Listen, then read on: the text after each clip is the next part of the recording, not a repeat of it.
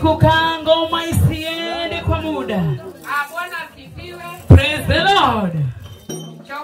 Hallelujah. Chapeni yote Bwana asifiwe. Bwana tukuzwe. Chunya moro kinyi masani. Roho yake ina furaha kwa asubuhi ya leo. Sababu saa 7 yameshatimia. Sio saa ya usiku. Bwana asifiwe. Wako St. Mark Mumbo. Holy Star of Peace. Ni Holy Star of Peace. Mungu ameandaa meza siku ya leo.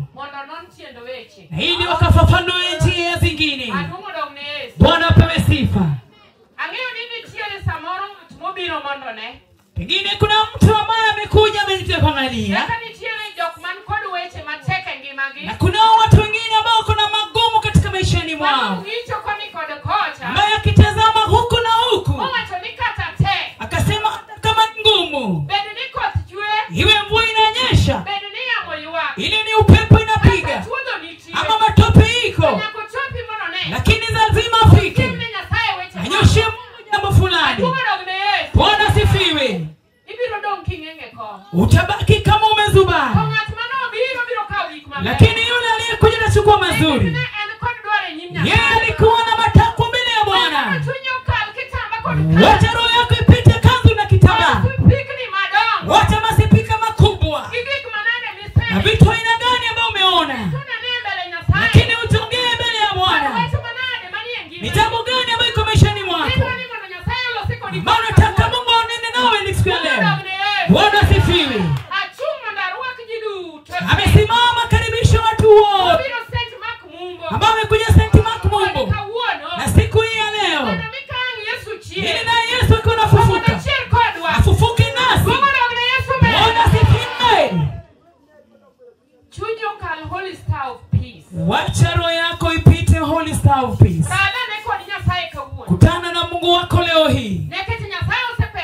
Sababu Mungu ameandaa meza ili vitu makubwa zikatendeke leo hii. Najua ili matope ambayo yanatusumbua hapa, imebaki dakika 30 peke yake, na itakauka mpaka vumbi kuu. Bwana asifiwe. Sababu atatumikia huyu Mungu wetu.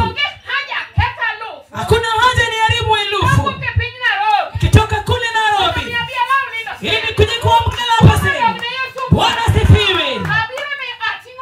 Amekuja kama amebeba jambo zake ambaye amemtosha kwenye nyumba yake ili ongee na Mungu wake. Na huyo Mungu amekuja akatembelea leo hii vitu vyote ambavyo tusumbua, akatenda leo hii. Bwana asifiwe. Mwite Roho Sauma. Nyakachikalianga. Mungu amemtengeneza makao hapa Mjiseme. Ameishi hapa kando ya mzee Arachi hapa. Ukipita ile njia ambayo tulikuja nayo, utapata nyumba yake mkono wa left. Bwana asifiwe. Hili ndio kanisa ambayo anaabudu. Roho yake ina furaha sababu watu wa mtaani wamepita hapa. Ndio ukifika mwaka ujao, na kama siku huwa leo, lazima tuone mabadiliko. Bwana asifiwe. Mtu yeyote ambaye amefika, wejihisi huru.